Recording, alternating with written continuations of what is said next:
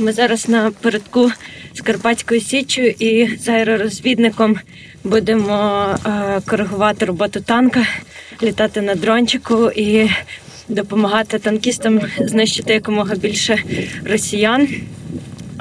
Сюди дуже часто прилітає, росіяни обстрілюють ці позиції. Колись тут жили вони, насмітили, тут полишали свої трупи. Але зараз тут наші українські військові пуляють росіян далі.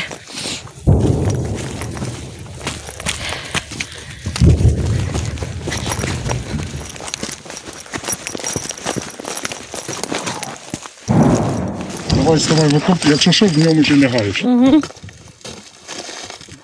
Так, ми зараз знаходимося на відбитих росіян позиціях. Скажу вам чесно, тут до найближчої посадки росіян 700 метрів. І мені так трохи сикотно, але... Танк этот целый день именно по нам точечно ебошит.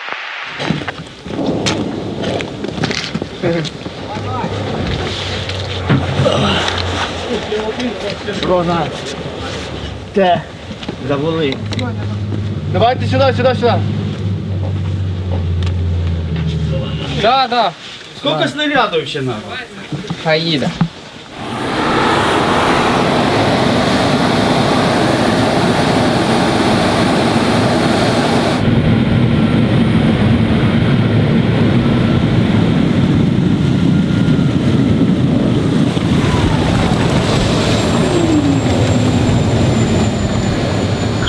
Шева, вогонь, як хвиля.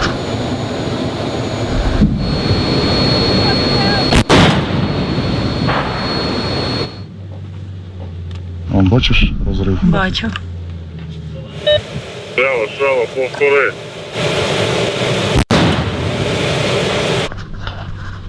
Це сюди, оце перехресний посадок, повинен бути вогонь.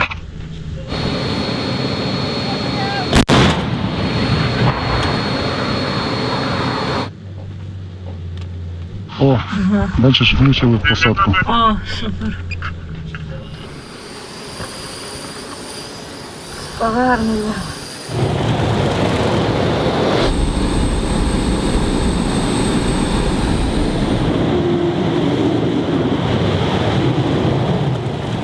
Отже, ми повернулися з передових позицій, де сьогодні працював танк Карпатської Січі. Скажу вам чесно, це було страшно. Коли ми верталися, прильоти були в 20 метрах мінометні.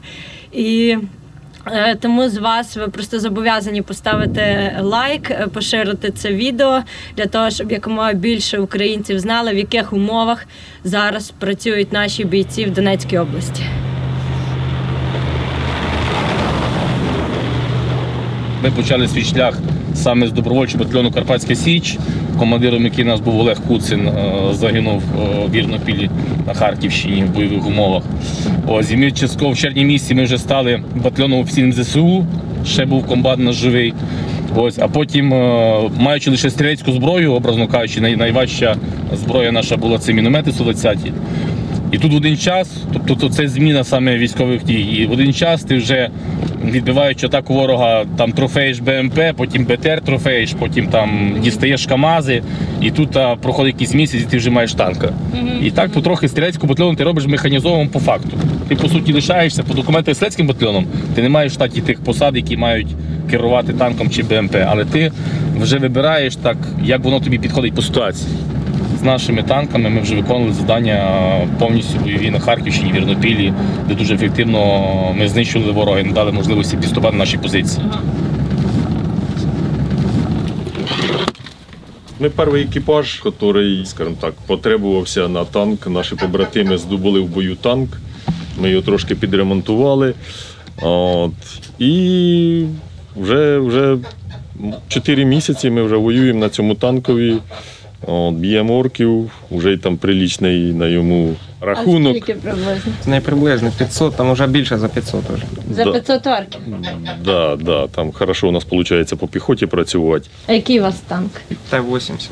Ага. Є один БВМ, той, що новий, урховський, хороший. Ваш екіпаж хоче пересісти на той новіший танк, який у вас? Та ні, воно ж всі танки привикли наче, до одного. Да, наче дівчата. Ну, вони, кожен танк це унікальний, що тут стоїть, у кожного якась своя фішка, особливість. Хтось там якось заводиться, треба погладити, хтось не стріляє, поки не стукне. В правильному місці. Тобто це не міф, що танкісти так обходжують свій танк.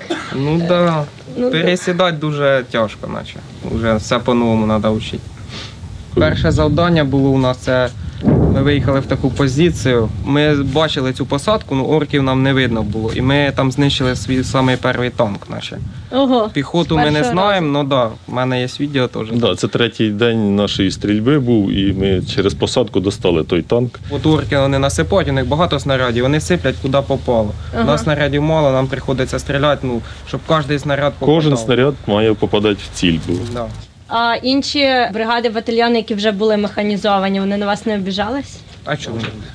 Ну, вони, звісно, хотіли забрати собі танки, бо ми піхотний батальйон, так би сказати. Але, я ж кажу, з допомогою Ніжина ми це все віджимали собі. А які, на вашу думку, головні риси мають бути в танкістів? Маленький і умний. Не боятися. І не Це бояться. сама головна Бо там риса. внутрі- Коли не боїшся, коли все виходить, все робиться. О.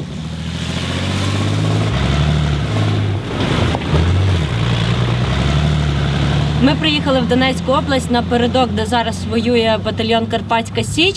Взагалі вони на війні з 14-го року були добровольцями, але в 22-му вони стали частиною ЗСУ. І ми тут для того, аби показати вам, як вони воюють. Буквально приїхавши в Київ, вже на другий день ми вже вступали в бої на Київщині. Це був Броварський напрямок, це були перші бої в Ірпінському напрямку, Романівка, Бровари.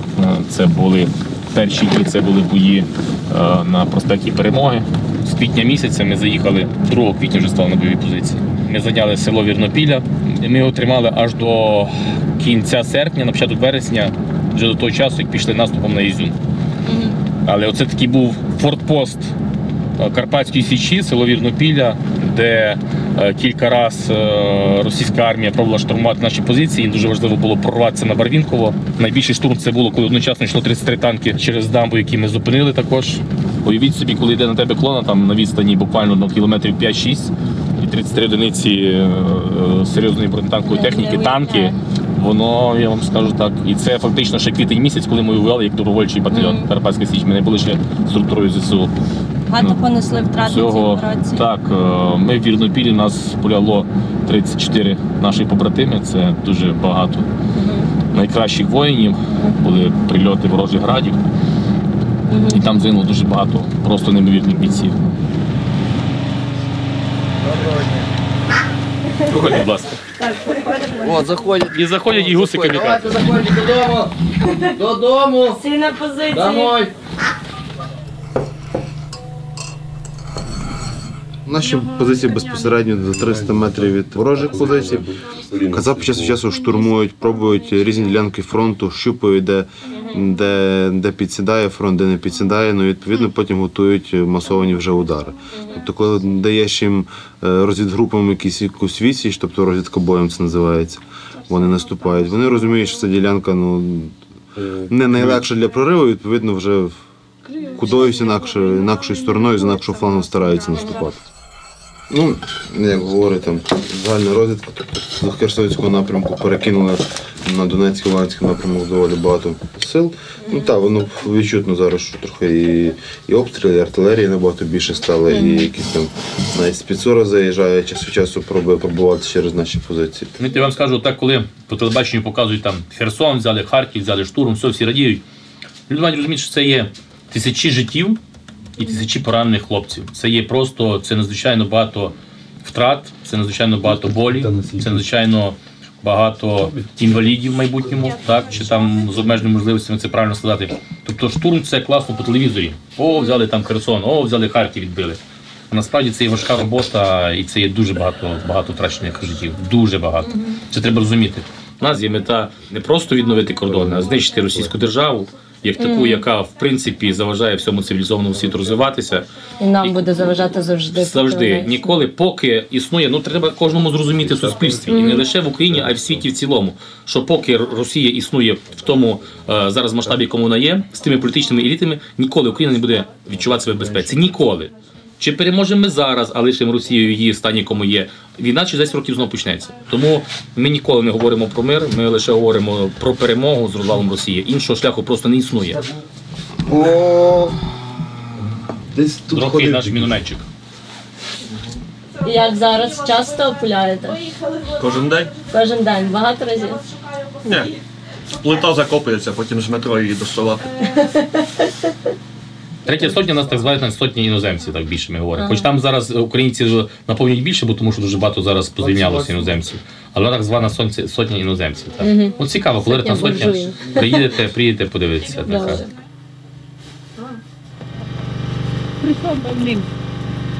Зараз інтерв'ю даш і все. Okay. What is your name? Where are you from? I will give you my nickname, Sammy, and I'm from Latvia. When I saw the Russians are bombing hospitals, and when the doctors are murdered, nurses are murdered, patients are murdered, there was no question for me to come to Ukraine. What do you do here? I am the main medic of this Sotnia, British Sotnia. I am the surgeon, the main medic, yeah. So everything on my shoulders because they really badly needed good medic and I'm damn good. So my plan is to stay until the end. Thank you. Until the victory. Thank you for your work. Thank you. Nice to meet you. You too. What are you doing here? Doing my job. I've experienced military on French army for 4 years. Go in different country and now I do my job here. It's like 8 or 9 months I'm here. I've been in Iraq, Mosul, and Mali. 2 times in Mali. Yeah. And what do you think about this war? No, it's different wars.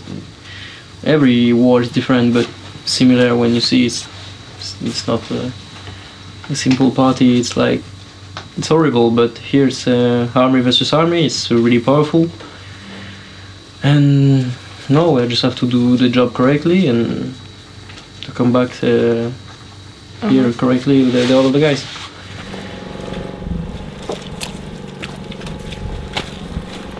Є наші газетики, які дежурять тут біля бойових позицій, які першими якраз надають допомогу бійцям, які отримали поранення, контузію. Це мій парамедик, а я водитель його. Já vlastně doktor, 22 let. A já chtěl být tu na Ukrajině tu doktorou potřebnou.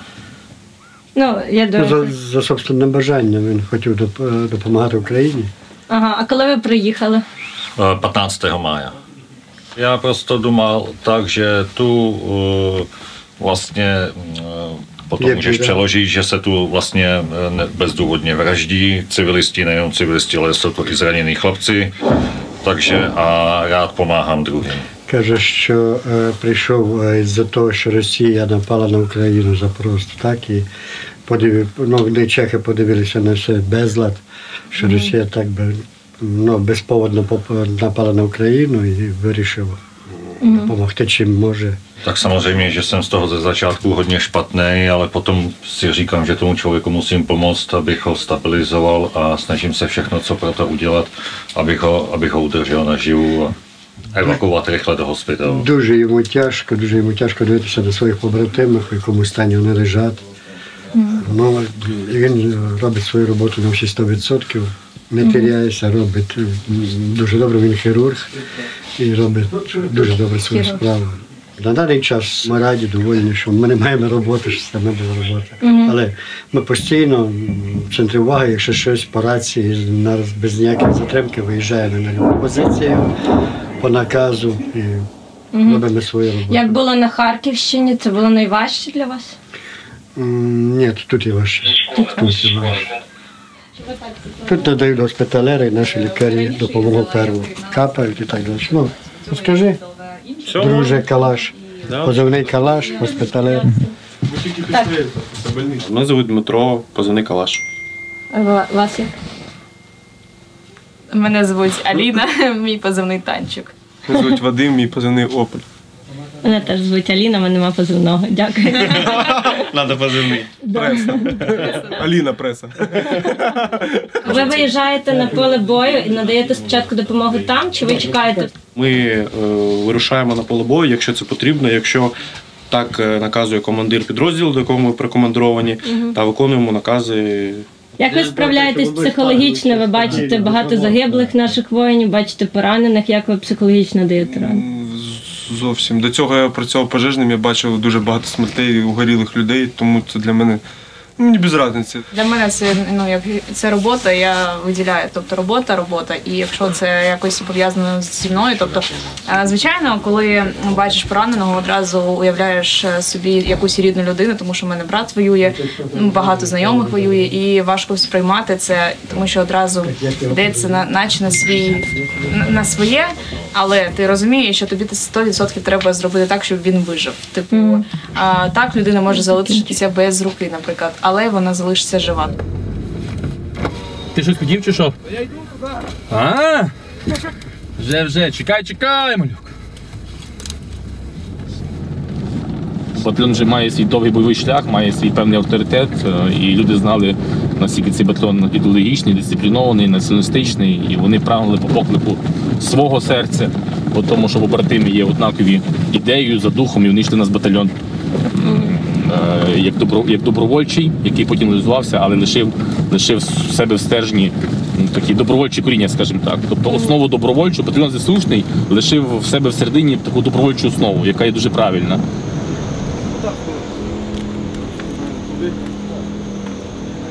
Три чоловіки у нас не отримали шеврони. Він вручається кращим із кращих. Так виходило, що коли вручали шеврони, ви постійно були на бойових позиціях. Тому прошу носити його з честю.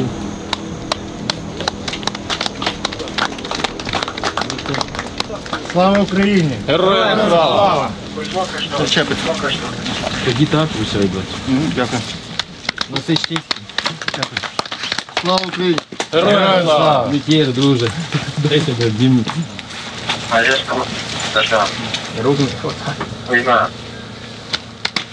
Слава Україні! Героям слава! Все, вільно. Розійтись.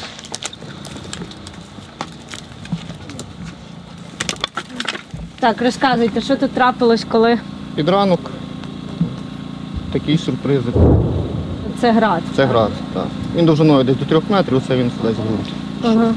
А як ви були в цій хаті, ви відчули це? Ми відчули, потім побачили наслідки.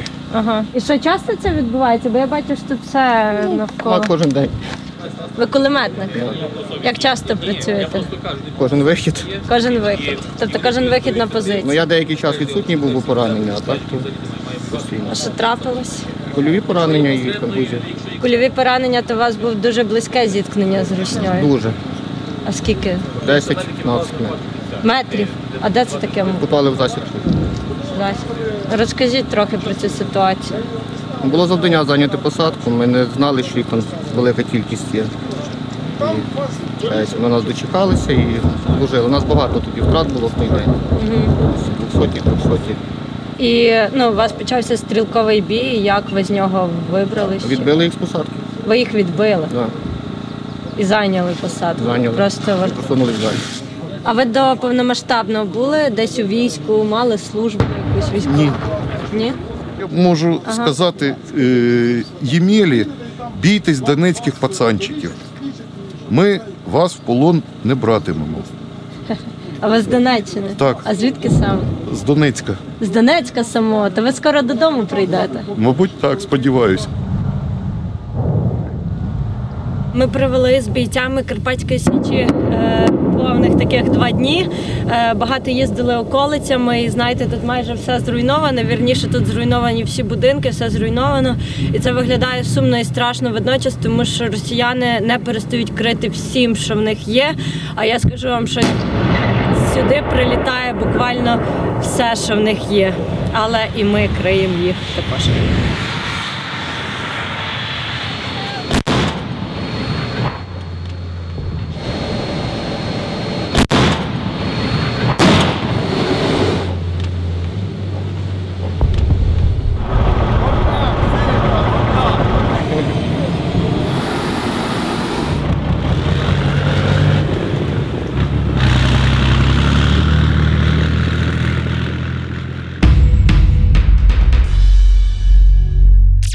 Воюючи проти України, Росія воює і проти нашої освіти. Росіяни прицільно нищать школи, садочки, профтехи та університети. З лютого росіяни вже знищили понад 360 закладів освіти і майже 3 тисячі пошкодили. Сотні тисяч дітей залишились без своїх шкіл.